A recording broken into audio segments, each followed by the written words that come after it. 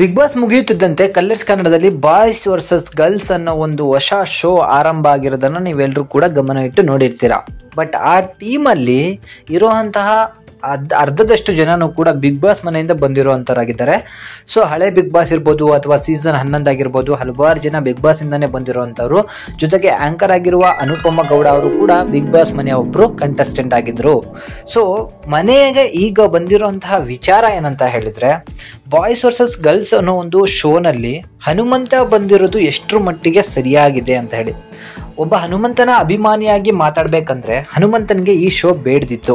ಯಾಕಂತ ಅಂದ್ರೆ ಹನುಮಂತನಿಗೆ ಏನಿದ್ರು ಕೂಡ ಟ್ಯಾಲೆಂಟ್ಗಳನ್ನು ತೋರಿಸುವಂತಹ ಶೋಗಳಿಗೆ ಆಯ್ಕೆ ಮಾಡಿದ್ರೆ ಅದಕ್ಕೊಂದು ಅರ್ಥ ಇರೋದು. ಬಟ್ ಈ ಶೋನಲ್ಲಿ ಸುಮ್ಮನೆ ಒಂದು ಯಾವುದೋ ಒಂದು ಲೆಕ್ಕಾಚಾರ ಇಲ್ಲದೆ ಇರುವಂತಹ ಒಂದು ಶೋ ಆಗಿದೆ. ಬೇಕಂತ ಹೆಣ್ಣು ಮಕ್ಕಳ ಕಾಲೆಳೆಯುವಂತಹ ಒಂದು ಶೋ ಆಗಿದೆ. ಹಳ್ಳಿಯ ಹುಡುಗವನ್ನ ಬಿಗ್ ಬಾಸ್ ಮನೆಯಲ್ಲಿ ಬಿಟ್ಟಾಗ ಅವನು ಹೇಗೆ ನಡ್ಕೊಂಡ ಅಂತ ಹೇಳಿ ನೋಡ್ಬೋದು. ಅಲ್ಲಿ ಯಾವುದೇ ರೀತಿಯಾದಂತಹ ರೂಲ್ಸ್ಗಳಿರಲಿಲ್ಲ, ಹೀಗೆ ಇರಬೇಕು ಅಂತ ಹೇಳಿ. ಬಟ್ ಅವನ ವ್ಯಕ್ತಿತ್ವನ ಇಟ್ಕೊಂಡು ಅಲ್ಲಿ ಆಟ ಆಡ್ಕೊಂಡು ಬಂದ. ಬಟ್ ಸಿಂಗಿಂಗ್ ಶೋ ಅಂತ ಬಂದರೆ ಅವನ ಟ್ಯಾಲೆಂಟನ್ನು ಅಲ್ಲಿ ಸಿಂಗಿಂಗ್ ಮೂಲಕ ತೋರಿಸ್ಕೊಂಡು ಅಲ್ಲೂ ಕೂಡ ಅದ್ಭುತವಾದ ಒಂದು ಜನಪ್ರಿಯತೆಯನ್ನು ಕೂಡ ಗಳಿಸ್ಕೊಂಡ. ಬಟ್ ಈ ಒಂದು ಶೋ ಏನಿದೆ ಬಾಯ್ಸ್ ವರ್ಸಸ್ ಗರ್ಲ್ಸ್ ಅನ್ನೋದು, ಇದು ಈ ಥರ ಒಂದು ಶೋ ಅಲ್ಲ. ಇಲ್ಲಿ ಯಾವುದೇ ರೀತಿಯಾದಂತಹ ಟ್ಯಾಲೆಂಟ್ ತೋರಿಸೋದಾದ್ರೆ ಅಥವಾ ತಮ್ಮ ವ್ಯಕ್ತಿತ್ವ ತೋರಿಸುವಂತಹ ಆಕ್ಟರ್ಗಳಲ್ಲ.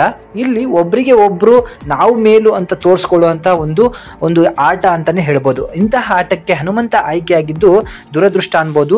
ಬಟ್ ಬಿಗ್ ಬಾಸ್ಗೂ ಗೊತ್ತಾಯಿತು ಹನುಮಂತನ ಜನಪ್ರಿಯತೆ, ಬಿಗ್ ಬಾಸ್ ಅಲ್ಲಿ ಏನಿದೆ ಜನಪ್ರಿಯತೆ ಅನ್ನೋದು ಗೊತ್ತಾಯಿತು. ಅರ್ಧಕ್ಕಿಂತ ಅತಿ ಹೆಚ್ಚಿನ ಓಟುಗಳನ್ನು ಹನುಮಂತ ಒಬ್ಬನೇ ಪಡ್ಕೊಂಡ ಕಾರಣ ಅವನ ಜನಪ್ರಿಯತೆ, ಅವನು ಗಳಿಸಿರೋ ಜನಗಳನ್ನ ನೋಡಿ ಈ ಶೋಗೆ ಆಯ್ಕೆ ಮಾಡಿಕೊಂಡ್ರು. ಅವನು ಕೂಡ ಇದಕ್ಕೆ ಓಕೆ ಅಂದಿದ್ದು ಮುಂದೆ ಅವನಿಗೆ ಮುಳುವಾಗೋ ಚಾನ್ಸಸ್ಗಳು ಇರುತ್ತೆ. ಯಾಕಂತ ಹೇಳಿದ್ರೆ ಎರ್ರಾಬಿರಿ ಶೋಗಳನ್ನ ಒಪ್ಕೊಂಡು ತಮ್ಮ ಏನು ವ್ಯಕ್ತಿತ್ವ ಇದೆ ಅದನ್ನು ಹಾಳು ಮಾಡ್ಕೊಂಡಿರೋ ಹಲವಾರು ವ್ಯಕ್ತಿಗಳನ್ನು ನಾವು ನೋಡಿರ್ತೀವಿ.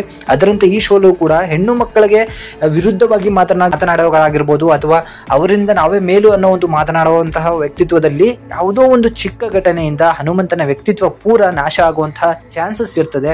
ಅದರಿಂದಾಗಿ ಈ ಶೋನ ಹನುಮಂತ ಒಪ್ಕೊಂಡಿರೋದು 100ಕ್ಕೆ 100ರಷ್ಟು ತಪ್ಪು ಅಂತ ಹೇಳಿ ನಮ್ಮ ಅನಿಸಿಕೆ. ಸೊ ಈ ಶೋ ಬಗ್ಗೆ ಹಾಗೆ ಹನುಮಂತನ ಬಗ್ಗೆ ನಿಮಗೆ ಏನನ್ಸುತ್ತೆ? ಇದರಿಂದ ಅವನ ಹೆಸರು ಮುಂದೆ ಹೋಗುತ್ತಾ ಅಥವಾ ಅವನ ಹೆಸರಿಗೆ ಅವನೇ ಕಳಂಕ ತರ್ಕೋತಾನ ಅಂತ ಹೇಳಿ ಒಂದು ಕಮೆಂಟ್ ಮೂಲಕ ನೀವು ತಿಳಿಸಿ.